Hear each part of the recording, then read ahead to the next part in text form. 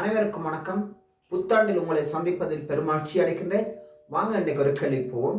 கேள்வி என்ன? தரம் 10 தரம் 11 மாணவர்களுக்கான அட்சர கணித பின்னங்கள் தொடர்பான கேள்வி. இந்த கேள்வி எப்படி செய்கிறது? அட்சர கணித பின்னங்கள் தொடர்பான கேள்வி தரைக்க சமன் தந்திருக்கு. எனவே இங்கே இருக்கிறது அங்கே இருக்கிறதுக்கு சமன். இதுல இருக்கிற தெரியா கணியம் எக்ஸின் பெருமானத்தை கண்டுபிடிக்கிறது தான் இந்த கேள்வி. எக்ஸின் பெருமானம் கண்டுபிடிக்கணும்னு சொன்னா எக்ஸ் ஆனது 2 இடத்துல இருக்குது. எனவே 2 இடத்துல இருக்கிற எக்ஸை ஒரு இடத்துக்கு கொண்டு வரணும்னு சொன்னா இந்த பின்னத்தையும் நம்ம கூட்டணும். இந்த பின்னத்தையும் கூட்டணும்னு சொன்னா பின்னங்களின் கூட்டல் வந்தால் பகுதி எண் கீழே இருக்கிற பகுதி எண்கள் ரெண்டும் சமனா இருக்கு. ஆனால் இங்க 3x இங்க 4x. எனவே இவரை நாங்க 4ஆல பெருக்குவோம். அதே நேரம் இவரை நாங்க 3ஆல பெருக்குவோம்.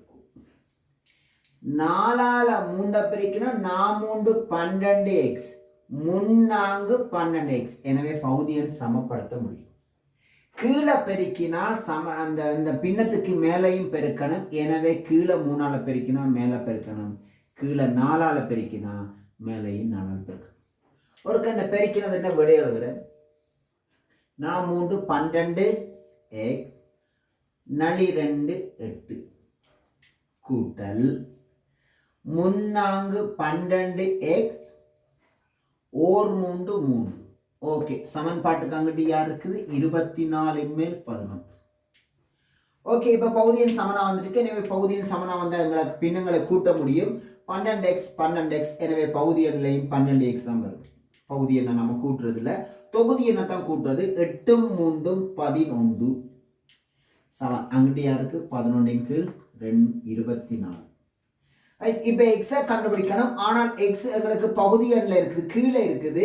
எனவே எக்ஸை கண்டுபிடிக்கணும்னு சொன்னா எக்ஸ் மேல கொண்டுறணும். எனவே 2 பின்னத்தையும் நிகர்மாற்றி செய்யலாம் அல்லது குறுக்க பெருக்கம் போட்டு செய்யலாம்.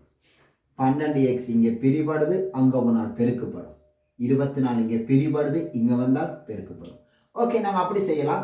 அல்லது 2 பேரையும் நிகர் மாற்றியும் செய்யலாம். இந்த பக்கம் நிகர் மாற்றினா அந்த பக்கமும் சமன்பாட்டை நிகர் மாற்றணும்.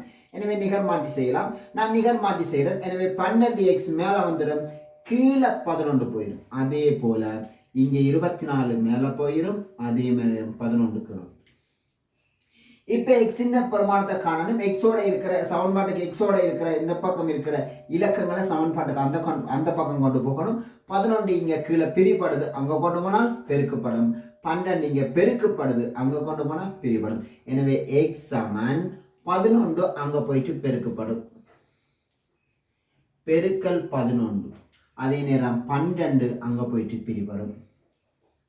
எனவே இவரை வட்டி சுருக்கின எக்ஸின் பெருமானத்தை கண்டுபிடிச்சலாம். இங்க எக்ஸ் 11 ஒரு முறை, அங்கவும் ஒரு முறை. இங்க 12 ஒரு முறை, 24க்கு 2 முறை. எனவே எக்ஸ் சமன் 2 2. எனவே எக்ஸின் பெருமானம் கண்டுபிடிச்சாச்சு. எக்ஸின் பெருமானம் 2. ஓகே, இந்த கேள்வி எப்படி செய்யணும், இலகுவா செய்யற முறையை நம்ம கண்டுபிடிச்சுக்கிறோம். எனவே அடுத்த வீடியோவில் சந்திக்கும் வரை நன்றி, வணக்கம்.